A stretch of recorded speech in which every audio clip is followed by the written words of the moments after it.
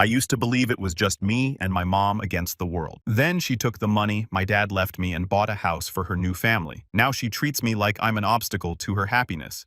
So I need you to picture how my mom used to call me just to tell me a random story from the grocery store.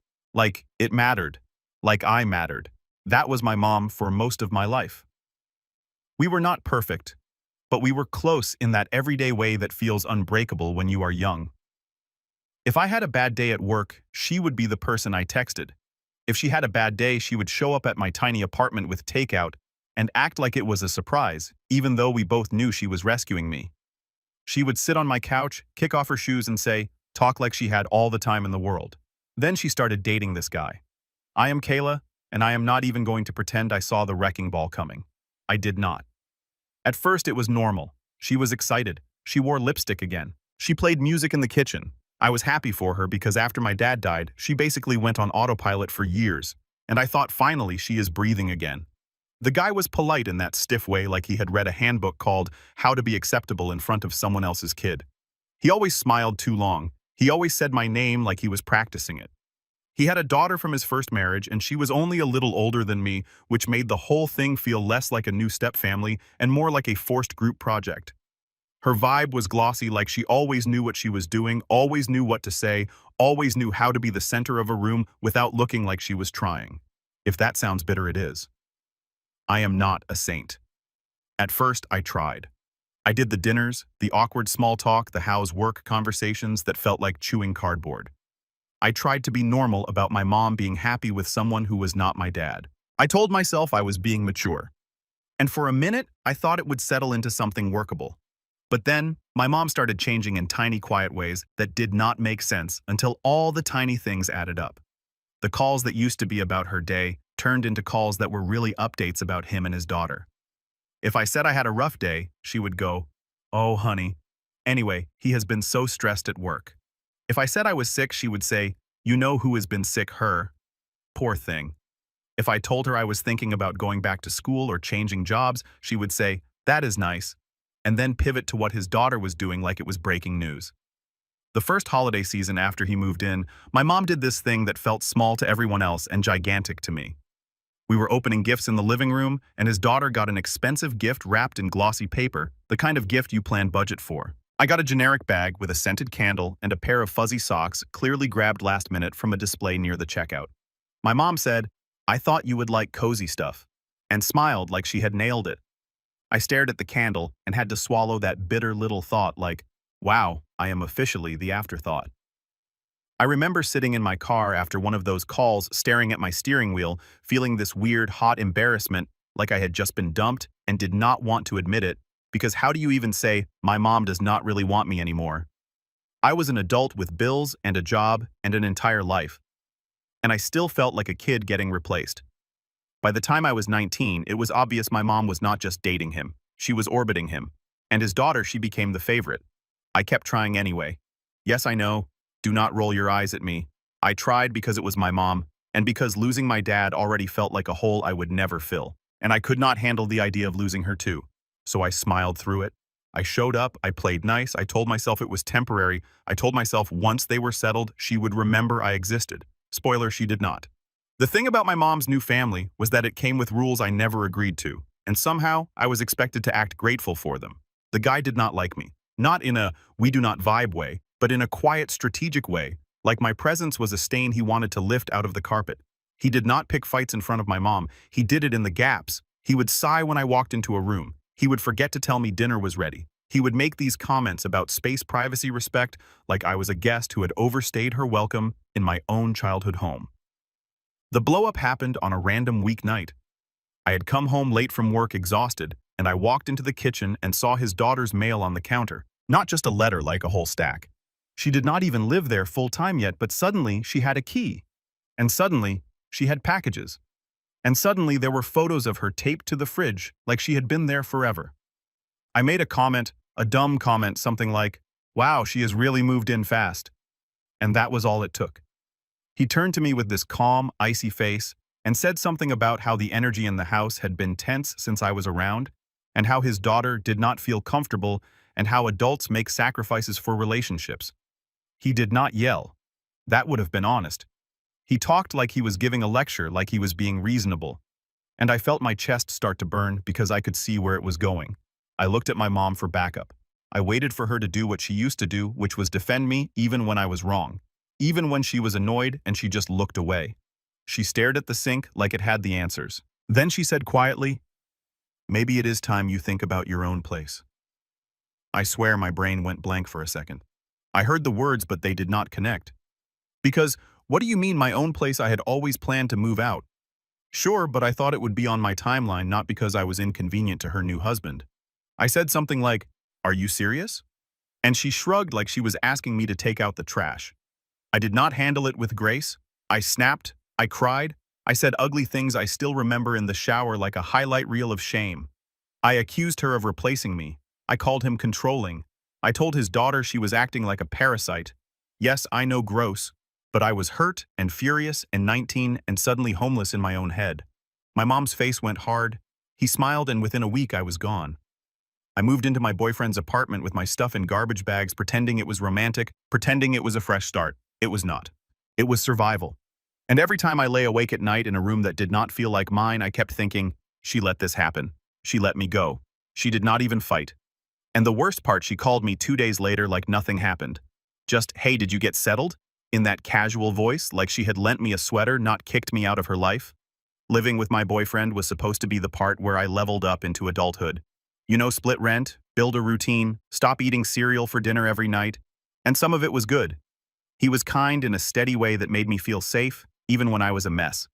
He let me cry in his bathroom without making it about him. He just said, "I am here," and then actually stayed. My boyfriend and I started working extra hours because surprise living costs money. I picked up side shifts at a coffee shop near our apartment, and I would come home smelling like espresso and regret. And my boyfriend would be at the table with his laptop open doing overtime paperwork. We were tired in that normal, boring way. We were building something. My mom never came over. Not once. She would say, "Oh, it is such a drive," which was hilarious because she would drive farther than that to help his daughter move a lamp. I found out because she told me proud like she was collecting points. Almost 2 years after I moved in, my boyfriend proposed. Not in some movie way, but in our living room after we had spent the day running errands and arguing gently about laundry. He was nervous, which was honestly adorable. And he said, "I want you in my life forever," like he was choosing me on purpose. I said yes, obviously. I cried, obviously. I was happy. And I also felt this dumb, hopeful ache because I thought, maybe now, maybe my mom will care now, maybe this will force her to show up. I should have known better. I know. I know we were not planning some giant fancy wedding, but we also were not trying to get married in a parking lot. We wanted something normal, a small venue, decent food, a dress that did not feel like a costume, a playlist that would not make our friends cringe. We were being practical, which is the funniest thing to say right before your family lights your life on fire. My dad had left money behind, not millions, not some secret fortune, just a set amount he had saved over time, meant to help me with school and later with a wedding if I ever wanted one. He died when I was younger, and my mom had always kept the paperwork because I was a kid, and she said it was safer that way. It was set up as a designated account for my future college, a wedding, whatever I needed. And because I was a kid when my dad died, my mom's name was on it like a custodial thing. When I turned 18, I never transferred it. I trusted her. Yes, I hear you. Yes, I was naive. But I was also grieving, and I wanted to trust at least one adult in my life. I had used some of it for college expenses. The rest was supposed to be my cushion for the wedding. So when my boyfriend and I started looking at deposits, I texted my mom and asked for the account details. I expected a normal conversation. I expected mild drama. Maybe her acting offended that I did not include her enough. I expected her to say something about how weddings are stressful. I did not expect what I got. She replied like it was no big deal. Just, "Oh honey, I used that money. We needed it." I remember reading it twice then, 3 times, like the letters would rearrange themselves into something less horrifying. My hands went cold. I was sitting on my couch and my boyfriend was in the kitchen washing dishes, humming to himself. And I just stared at my phone like it had slapped me. I texted back, "Used it for what?" And she said, "For the down payment. It was a great opportunity for her. You will understand when you are older."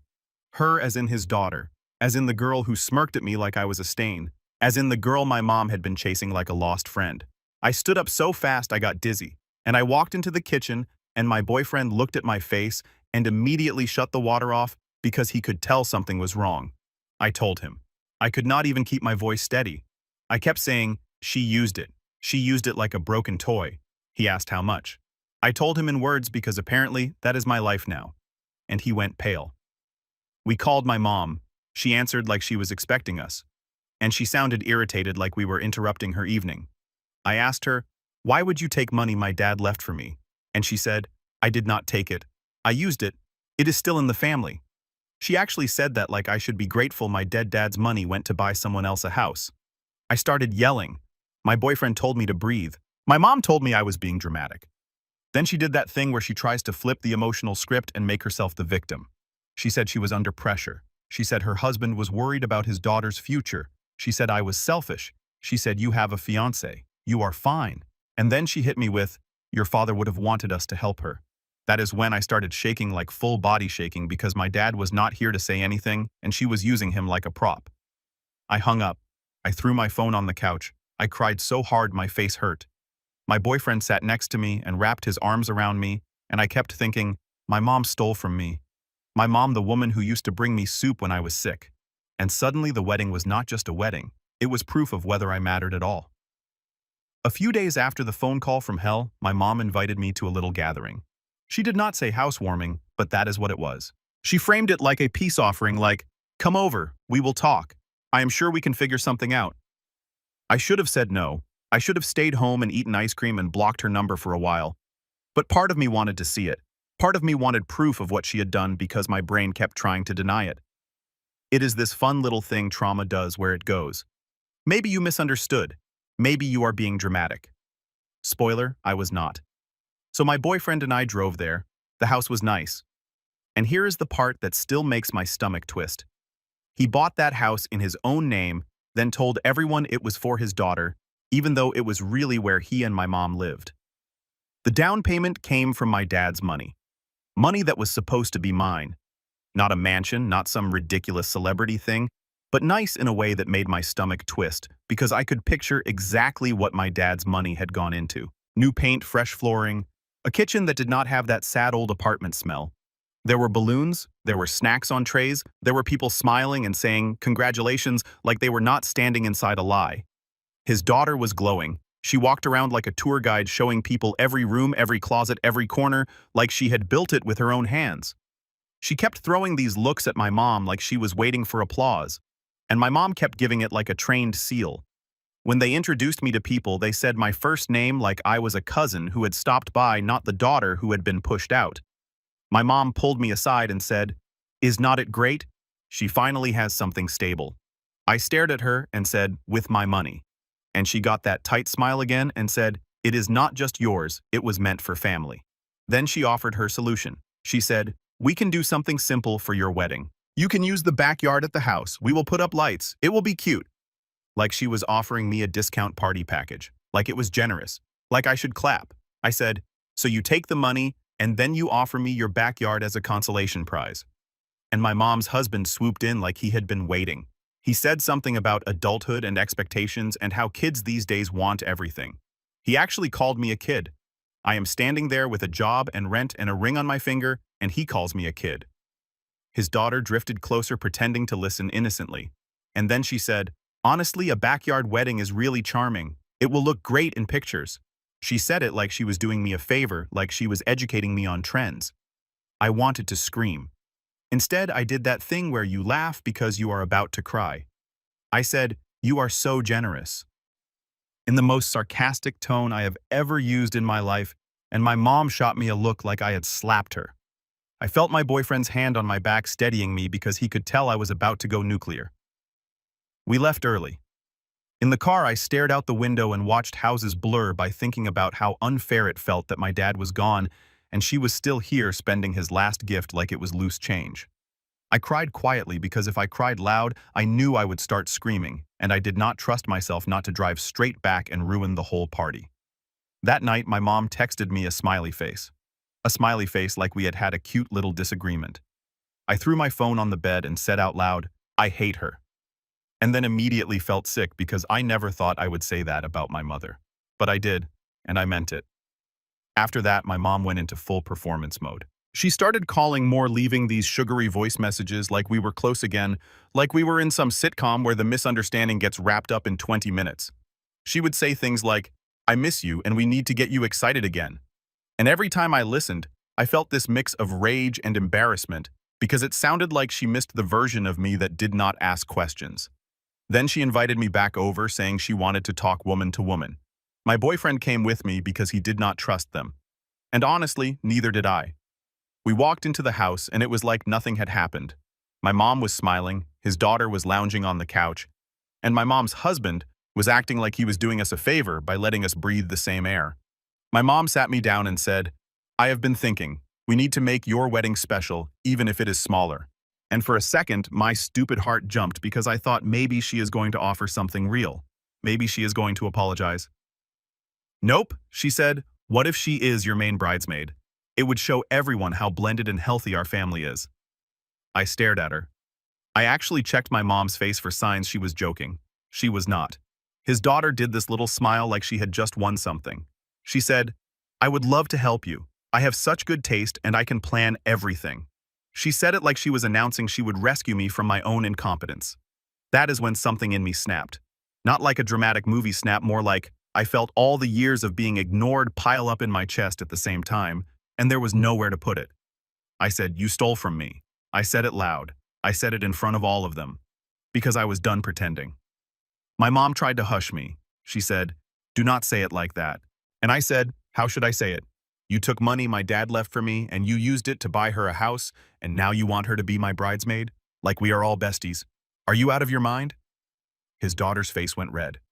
She stood up and said, "It was not stealing, it was an investment." And I laughed this sharp, ugly sound and said, "You are not an investment. You are my mom's obsession." My mom's husband stepped in. He got that calm lecture voice again and said I was disrespectful. And I said, "You kicked me out." He said it was for the good of the household, and I said, "No, it was for the good of your ego." Then my mom started crying, which felt almost insulting because she cried like she had been wounded, like she was the victim. And I was standing there feeling like my insides were on fire. My boyfriend tried to pull me back, whispering, "Let us go." But I was not done. I told my mom she had abandoned me. I told her she had turned into someone I did not recognize. I told her I did not care if she was embarrassed. And then his daughter said, "If you are going to act like this, you can leave." Like it was her house, her rules, her authority. I looked at my mom again. I waited. I waited for her to say, "No, this is my daughter." I waited for anything. She did not. She just stared at me with tears on her cheeks and said, "Please stop." So I stopped. I grabbed my purse, walked out, and I heard his daughter lock the door behind me. I heard it, that little click, like I was an intruder. In the car, I did not cry right away. I just sat there shaking hands on the steering wheel, staring at the street. Then I started sobbing so hard I could not breathe. My boyfriend kept saying, "It is not your fault." And I kept thinking, it kind of is because I let her do this for years. I kept hoping she would choose me. And every time she did not, I acted surprised. By the time we got home, I was exhausted in my bones. I told myself I was done. I told myself I was not going to chase her anymore. And then my mom called me the next day like nothing happened again. That is when I realized this was not going to end with a heartfelt conversation. This was going to end with something breaking. I went quiet for a while after that. No calls, no texts, no "maybe we can talk," just silence. It was not some noble boundary-setting moment. It was me protecting the last thread of sanity I had left. I muted my mom's contact. I stopped checking the family group chat I had barely been included in anyway. I focused on work on wedding planning with the money we actually had on basic survival. A week into my silence, my boyfriend came home with this weird expression like he had stepped in something gross. He set his bag down, sat next to me and said, "I got something in the mail, not email, actual mail." He pulled out an envelope with photos inside, printed photos. The picture showed a woman who looked like me kissing a guy who was not my boyfriend. It was in a parking lot. It was blurry, but clear enough to make your brain do that quick panic math. There were multiple angles. I went cold. I stared at them, and for half a second I could not even speak. Then my boyfriend said, "I do not believe it." Just like that. No yelling, no accusations. He said it like he was stating a fact. And the relief hit me so hard I had to put the photos down and hold my head because I thought I was going to throw up. We sat there and went through them slowly. The more I looked, the more it felt wrong. The lighting was off, The face angle was weird. The hair was close, but not mine. My boyfriend pointed out tiny details. He said, "Your mole is not there." We knew who did it.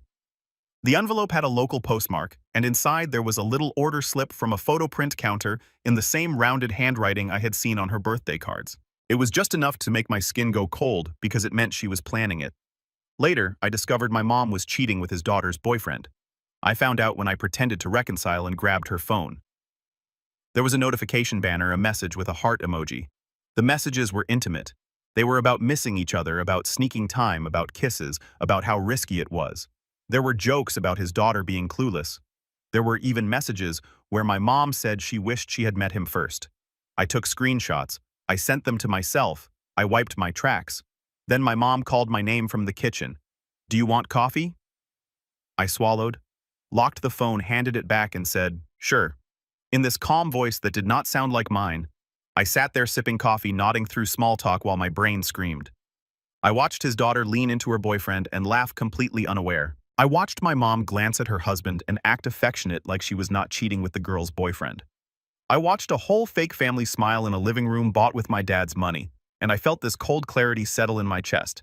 They did not just hurt me, they were rotten all the way through. His daughter then texted me. Not my mom, his daughter. She wrote, "Hey, I am doing a big birthday thing at the house. Mom said you are good at organizing. Can you help?" The audacity almost made me laugh. She wanted me to help plan a party in a house partly bought with money stolen from me for her birthday while my mom was sneaking around with her boyfriend. I said yes. For the next few weeks, I became her unpaid assistant. I drove across town to pick up decorations. I ran errands after work.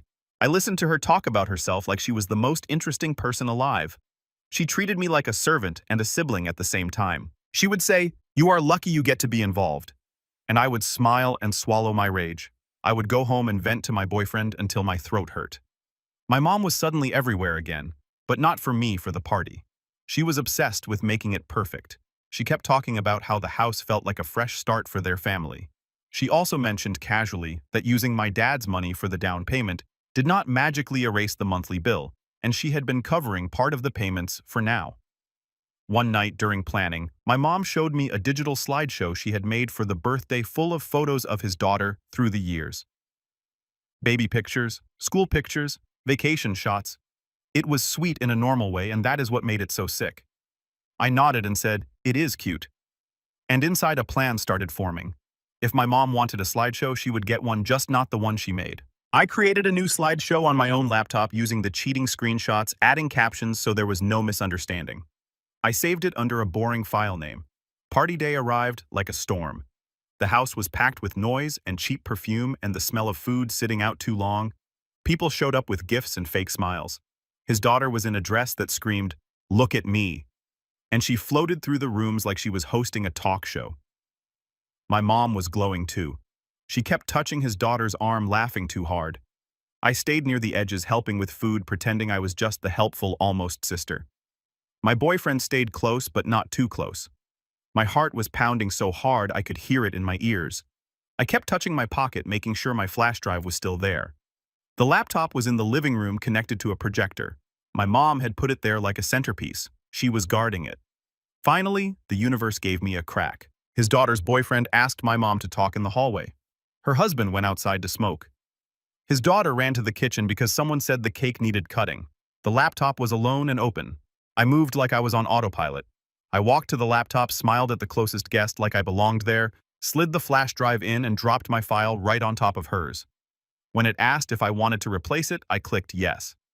I yanked the drive out and stepped away just as my mom came back into the room.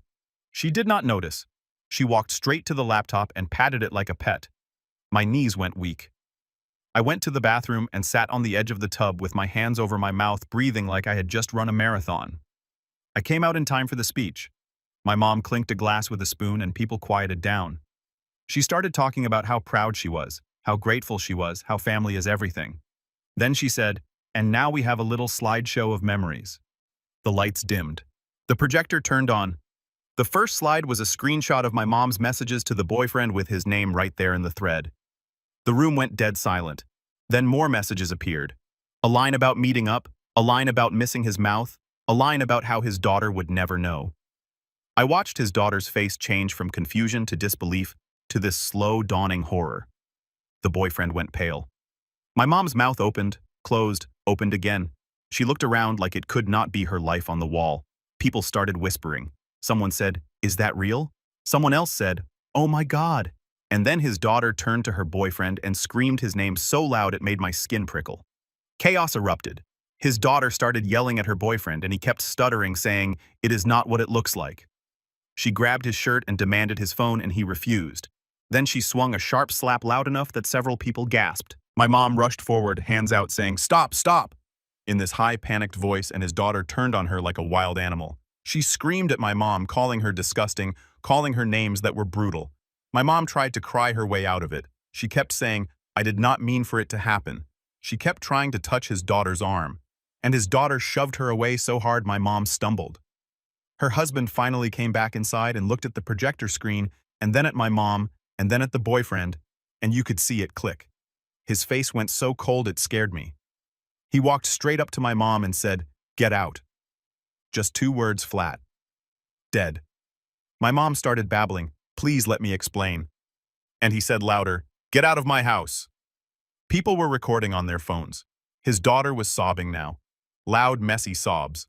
The projector kept rolling through message after message because nobody had the presence of mind to turn it off. My boyfriend found me in the corner and put his arm around me. The officers showed up calm and bored. They told everyone to step back. Lower voices stopped pushing. They basically told my mom to leave, and told the boyfriend to leave, and told the guests to stop filming. His daughter sat on the stairs, shaking mascara streaked, holding her knees like a child. My mom stood in the doorway, stunned, looking around for someone to save her. She looked at me at one point. Our eyes met, and I swear in that second she knew. She did not say my name. She just stared, and I stared back. Then she walked out into the night like the ground had finally vanished under her feet. His daughter blocked him on everything, tossed his stuff out onto the lawn, and made sure everyone knew what he had done. He tried posting something vague, but people tore him apart. He vanished. I went home afterward and threw up in my sink. The next morning, my phone was a disaster. My mom had left voice messages all night.